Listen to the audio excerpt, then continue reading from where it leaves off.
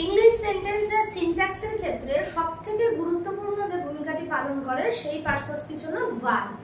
অর্থাৎ ভার্বকে উপযুক্ত ফর্মে তার উপযুক্ত রূপে ব্যবহার করার মাধ্যমে আমরা ইংলিশ সেন্টেন্সকে একদম কারেক্টলি লিখতে পারবো।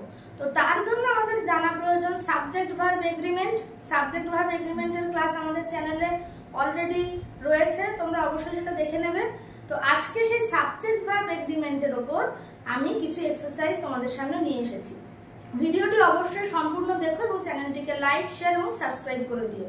তো চলো দেখা যাক ডিরেক্ট কোয়েশ্চেন দেখি কি আছে। প্রথম প্রশ্ন, one night I dash ব্র্যাকেটে go through the forest। এই যে ফ্রেজটা one night, এইটা দেখে আমি বুঝে যাচ্ছি যে সেন্টেন্সটা কিন্তু পাস্ট টেন্সে হবে। টোটাল যে এইখানে টেন্স স্ট্রাকচারটা সেটা কিন্তু পাস্টে যাবে। পাস্ট টেন্সের কোন ফর্মে যাবে? সিম্পল পাস্ট হবে না পাস্ট কন্টিনিউয়াস হবে না পাস্ট পারফেক্ট হবে নাকি পাস্ট পারফেক্ট কন্টিনিউয়াস হবে, সেইটা আমাদেরকে বুঝে বুঝে করতে হবে। তো one night I dash ব্র্যাকেটে go through the forest, এখানে went হতে পারে V2। যাই হোক, এখানে দেখেই কিছু ডিসাইড করা যাচ্ছে না। সাডেনলি, ঠিক সেই সময় I dash ব্র্যাকেটে see, তাহলে এইখানটা দেখে বোঝা যাচ্ছে যে এখানে সিম্পল পাস্ট টেন্সই হবে। I saw, আমি দেখেছিলাম, সেই সেন্সেই কিন্তু হবে, অতএব এখানে saw বসবে। এবার এখানে যখন একটা সিম্পল পাস্ট টেন্স আমি ইউজ করে ফেলেছি, তাহলে এখানে আমি প্রথম যে প্রেফারেন্স ভাববো সেটা হচ্ছে পাস্ট কন্টিনিউয়াস। একদিন আমি যাচ্ছিলাম, তো one night I was going। Suddenly I saw a gang of robbers, they dash ব্র্যাকেটে plan something fishy। তো তারা প্ল্যান করছিল সন্দেহজনক কোনো কিছু। ফিশি অর্থাৎ সন্দেহজনক, তাহলে এখানে কি হবে? প্ল্যান করছিল, তো were planning, পাস্ট কন্টিনিউয়াসে গেল। এই রকম ভাবে আমরা কিন্তু এলিমিনেশন মেথড প্রয়োগ করে বুঝতে পারবো যে কোন টেন্স আমাদেরকে ধরতে হবে। I dash ব্র্যাকেটে understand, তাহলে আমি বুঝতে পারলাম, I understood, ডাইরেক্ট আমি V2 প্লেস করে দিচ্ছি। I understood that it dash ব্র্যাকেটে be ভার্বের past tense, তাহলে it was, it এর সাথে তো আর were বসবে না, was বসবে। It was no more safe for me to মানে ইনফিনিটিভ V1 ভার্বের 1 নম্বর ঘর বসবে, অর্থাৎ কিনা continue, to continue my journey। আমি বুঝতে পেরেছিলাম যে আমার জন্য যাত্রাটাকে চালিয়ে যাওয়া আর যথেষ্ট বিপদমুক্ত ছিল না বা নিরাপদ ছিল না। তাহলে I stopped my journey, আমি আমার যাত্রা থামিয়ে দিলাম, সিম্পল পাস্ট। and এর একটা নিয়ম আছে, রুল অফ প্যারালালিজম। and এর আগে ভার্বের যে ফর্ম বসবে, and এর পরেও ভার্বের সেই ফর্মই বসবে। এটাকে বলা হয় রুল অফ প্যারালালিজম। সেই অনুযায়ী এখানে V2 বসছে, মানে এখানেও চোখ বন্ধ করে ওয়েটেড বসিয়ে দেব। and waited until the dacoits, যতক্ষণ না ডাকাতগুলি BEB, তাহলে পাস্ট প্লুরাল কি হবে? were completely gone, চলে গিয়েছিল, V3 আসবে এখানে। যতক্ষণ না ডাকাতরা সম্পূর্ণরূপে তাদের চলে যাওয়াটা হয়েছিল, তো এক্ষেত্রে বসবে gone। যতক্ষণ না তারা সম্পূর্ণরূপে চলে গেছিল, আমি আমার যাত্রা থামিয়ে দিয়েছি। তাহলে টোটাল যে এগ্রিমেন্টের এই একটা প্যাসেজ, আমার কিন্তু এখানে একটা এগ্রিমেন্টও বুঝতে অসুবিধা হলো না যে ভার্বের কোন ফর্ম বসবে। পরবর্তী যেটা রোমান মাইথোলজি, রোমের যে পৌরাণিক কাহিনী, সেটার বরাবরই ইজ হবে। Is a collection of astounding stories and narratives. Roman mythology বরাবরই একটা সংকলন, খুব সুন্দর সুন্দর গল্প এবং বর্ণনা।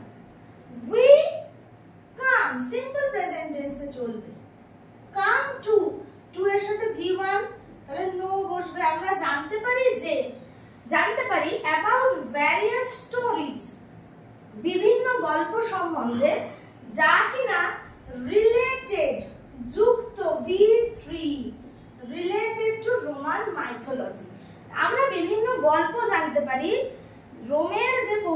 কাহিনী, তার মানে তাকে কেন্দ্র করে বিভিন্ন গল্প, উই কাম টু নো মানে জানতে পারা। ঠিক আছে, তো রিলেটেড V3 বসালাম। দ্য মাইথোলজিক্যাল গডেসেস, এইবার তারা ছিলেন, ঠিক আছে, বা তারা হনও হতে পারে। এখানে তুমি যদি দাও যে গডেসেস ওয়্যার এক্সট্রিমলি বিউটিফুল, তাতেও কোনো অসুবিধা নেই, আবার যদি আর দিই তাতেও কোনো সমস্যা নেই। কিন্তু বর্তমানে তো মাইথোলজি মানে পৌরাণিক কাহিনী, সেই হিসেবে সেই অ্যাসপেক্টে যদি আমি সিম্পল পাস্ট টেন্স ইউজ করি এই জায়গা থেকে, তাহলে কিন্তু বেশি অ্যাকুরেট হবে।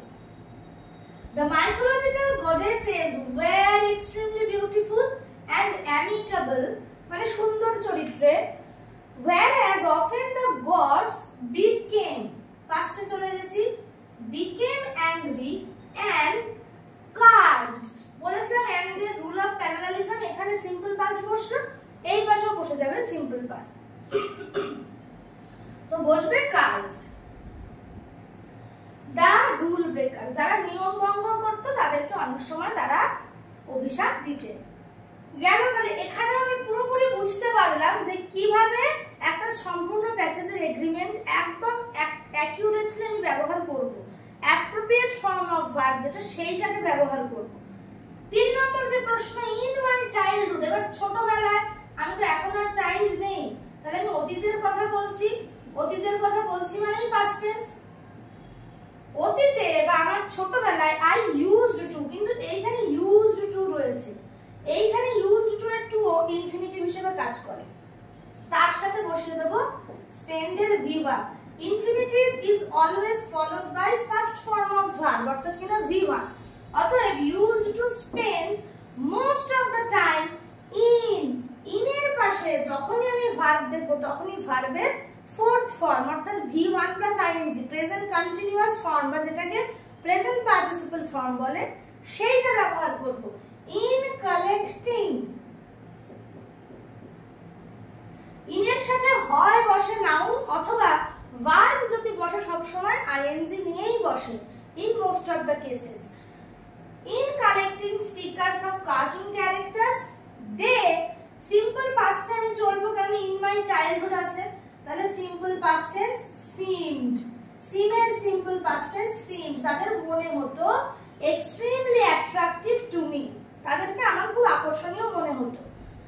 আই, আবার সিম্পল পাস্ট টেন্স বট, আমি কিনতাম, মেনি টয়স অনলি টু, আবার টু রয়েছে অর্থাৎ ইনফিনিটিভ, তো 2 plus V1 get my desired stickers, আমি অনেক খেলনা কিনতাম যাতে আমি আমার যে স্টিকারটা ইচ্ছা সেইটা কিনতে পারি, সেটা পেতে পারি। ডিজায়ার্ড মানে আমার যেটা ইচ্ছে সেটা, ডিজায়ার্ড এখানে একটা অ্যাডজেক্টিভ হিসেবে কাজ করছে। তো আশা করি তোমরা বুঝতে পেরেছো যে কিভাবে অ্যাপ্রোপ্রিয়েট ভার্ব ফর্ম ইউজ করে আমরা সিনট্যাক্সকে একদম প্রপার রাখবো আমাদের সেন্টেন্সে।